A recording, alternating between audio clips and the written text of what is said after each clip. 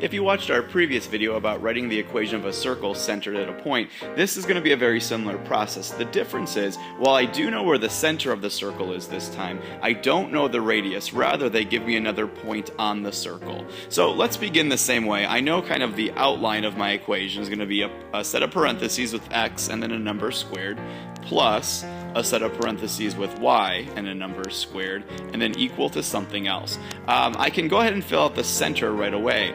I know that these two blanks are going to be made up of my center points. Now, it's very important that we look at the right point, the right coordinate. So there's where the center is located. I remember that I take the opposite of both of those numbers. So the opposite is going to be an x plus 1 for the first blank, and then a y minus 3 for the second blank. Now, to figure out the radius, I'm going to need to do a little bit of work, and there's a couple ways we could do this. We can do this by making a sketch, or we can use the distance formula. I guess I'll show you both in this video. I'm going to start with making a sketch. So if you have a piece of graph paper, actually, if you have graph paper, it's even easier to do because we're going to end up doing some counting on our sketch. Otherwise, I'll just draw a sketch on the side real quick.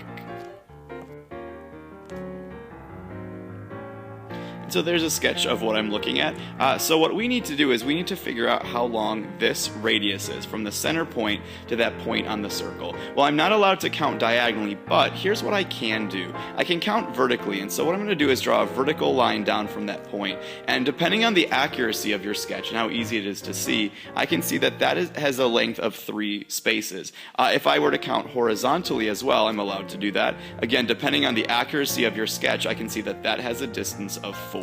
And so seeing the problem drawn this way helps me realize, oh, to find the radius, all I'm going to do is Pythagorean theorem. And so the two legs of my right triangle are 3 squared plus 4 squared, and that's equal to the radius squared. Doing a little bit of algebra, if you don't know this triple already, I end up with 9 plus 16 is the radius squared.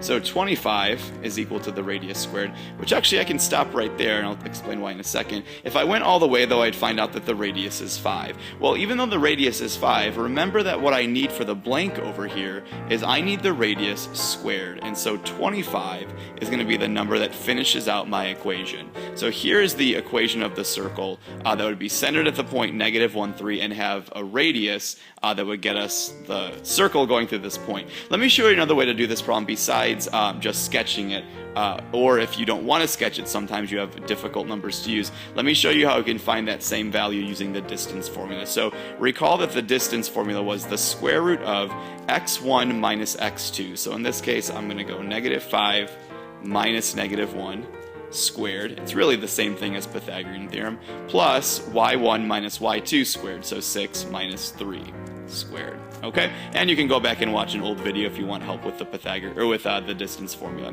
So I end up with then the square root of, I'll do that to make that a -4 squared plus 3 squared. Do these numbers look familiar to you?